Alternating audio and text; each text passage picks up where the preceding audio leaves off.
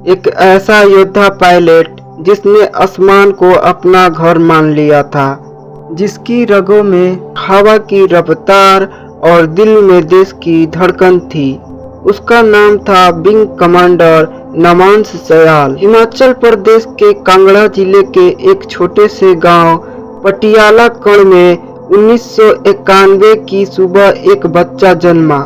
माँ बीना देवी ने उसे अपनी बाहों में उठाया और पिता जगन्नाथ सयाल, जो सेना में रह चुके थे और बाद में शिक्षक बने, नमांस बचपन से ही आसमान को देखते रहते थे। कागज के हवाई जहाज बनाते थे और हर बार कहते थे, एक दिन मैं असली वाला उड़ाऊंगा। समय बीता और नमांस ने स्कूल के लिए कदम रखा। सैनिक स्कूल सुजनपुर तिरा में। वहां उनकी अनुशासन, मेहनत और उड़ान का सपना और मजबूत होता गया। हर सुबह वो मैदान में दौड़ते हुए खुद से कहा करते थे, देश के लिए पायलट बनना है, बस यही लक्ष्य है। धीरे धीरे उनका सपना एयरफोर्स एकेडमी तक ले गया। वक्त बीतता गया। नमांस सयाल भारतीय वायु सेना के एक कुशल और निडर पायलट के रूप में पहचाने जाने लगे।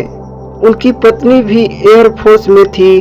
घर में एक छोटी सी बेटी थी जिस पर वह जान लुटाते थे, लेकिन देश सेवा उनकी पहली जिम्मेदारी थी। 21 नवंबर 2025 दुबई एयर शो का आखिरी दिन।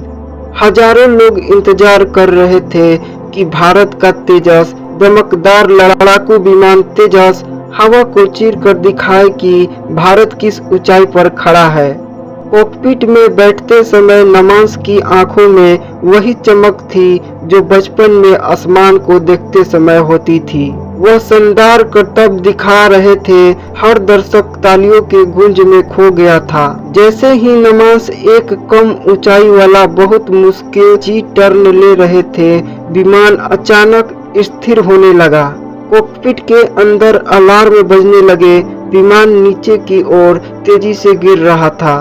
ऊंचाई बहुत कम थी, समय बहुत कम था। दर्शक चीखते हुए खड़े हो गए। विमान जमीन की ओर झुका और कुछ ही पल में एक भयानक आग का गोला बन गया। बिग कमांडर नमांस सयाल उस दुर्घटना में अपनी जान गंवा बैठे। एक कुशल पायलट, एक परिवार का सहारा और देश का गौरव आसमान की ऊंचाई पर ही खो गया।